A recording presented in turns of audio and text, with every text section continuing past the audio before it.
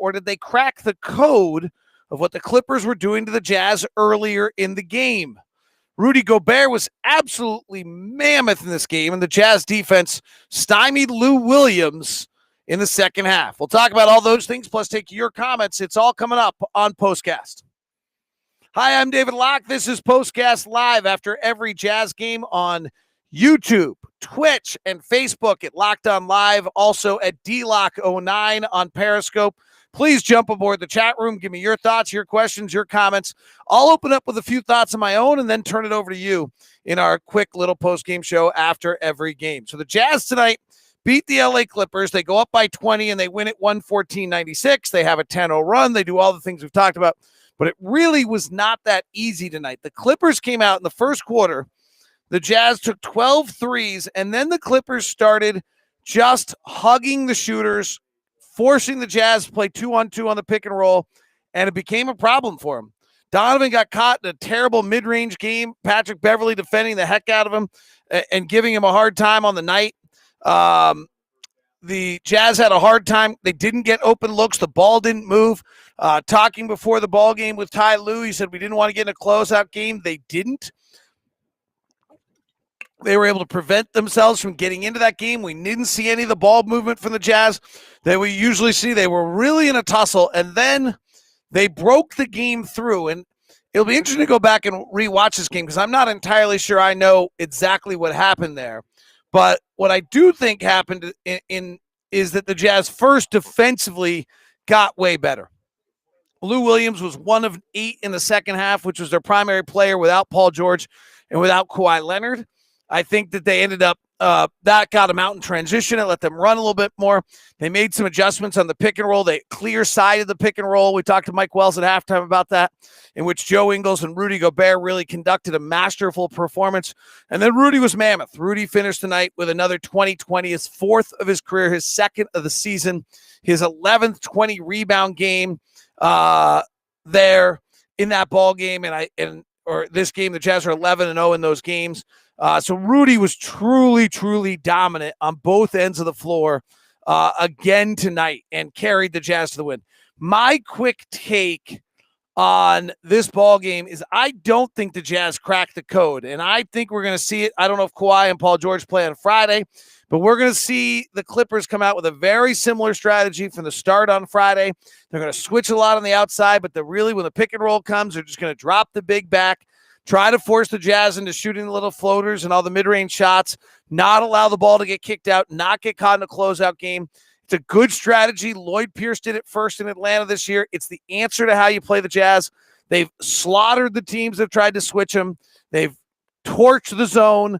You're not left with a lot else, and really you're basically forcing Rudy to go score 20, and he did. And frankly, Rudy scored 27 in a game earlier this year and 29 in another game this year in times in which that has had to happen. And so I think that you're seeing, the Jazz have an answer for it. But if I'm going to lose to Utah right now, I think I've got to lose to Utah with Rudy having a 20-20 game and my big trying to defend Rudy Gobert the way that Zubac tried tonight.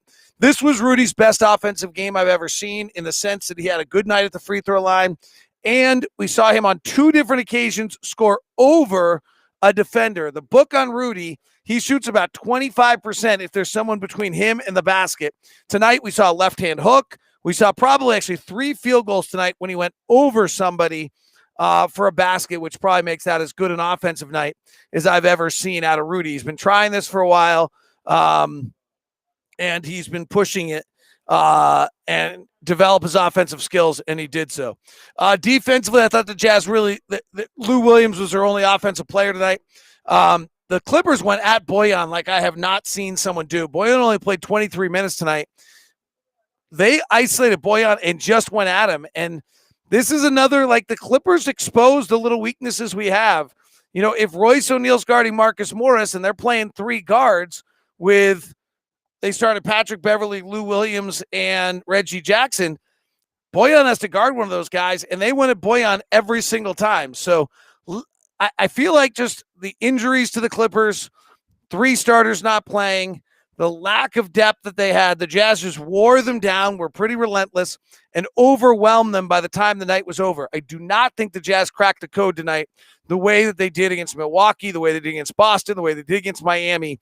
And Thursday or Friday could be really interesting because if they get healthier, I think they know how they want to play us. We'll see how the Jazz react to that. Those are my takes. Let's get your thoughts. These are the type of games we lost last year.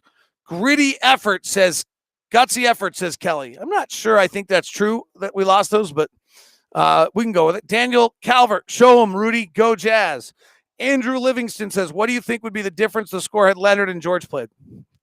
Hard to tell. I mean, Leonard and George are great, so we're not winning by 20. I'll tell you that. It would have been a possession-by-possession game if that was the case. Matt James, you are correct. Quinn is the best coach in the world. Let's hope. Can we pause and appreciate the defensive play where he turned around and still got the block? Probably his best game of the season. Yeah, Rudy's just amazing. And the Jazz defense tonight against a shorthanded team was a 96 defensive rating. They actually never wavered. It was a 103 after one, a 102 at the half, a 99 down to a 96. They just kept getting better and better. Lou Williams in the second half, 1 of 8. And then we, of course, had the one possession night where somebody pulled Rudy out, tried to go one-on-one on the perimeter, and Rudy blocked the shot. Just win games you're supposed to win. Don't care what the roster looked like. That's a big win. Hey, it's a big win because it's against the Clippers, and when the playoffs seeding is set, no one's going to care whether Kawhi Leonard and Paul George played. The Jazz have won 20 of 21, by the way, which is the only the second time ever in franchise history that has ever happened. Greetings from Maui. Screw you. What? We're in the middle of a snowstorm.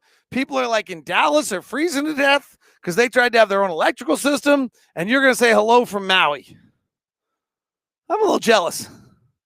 Okay, but I do appreciate, Alex, that you're always listening and watching. But wait a second, you're in Maui. Why are you paying attention to this? Go be with your family. You still got beach time. It's only like 6 o'clock there. Sunsets are happening. Stop watching me. You're in Maui. Daniel says another good win on a not-so-great shooting night. For anyone that thinks we can't win without great shooting, they can take note. 3-guard lineup was a problem for the Jazz. That is true. If you have a big in there, and so we want Royce to guard the big, then Boyan's got to guard a little guard, and that's not a great combination for us. Drives to the basket were more aggressive in the second half. Can't just stroll in the lane. I think that's true. Jazz were more physical. Rudy powered through some things. It's an interesting game. I think it's going to be Friday's going to be a really, really, really interesting game. What was the adjustment we made to get away from the mid-range game? I think hopefully just telling them to stop taking ridiculous mid-range shots. We took 20 of them in the first half, which was more than we've taken in 13 entire games this year. I know, but it's the shot they're giving you for a reason. It goes to the Jerry Sloan rule of life. Son, there might be a reason you're open. On that note, have a good one. It's Jazz at 120 at 21.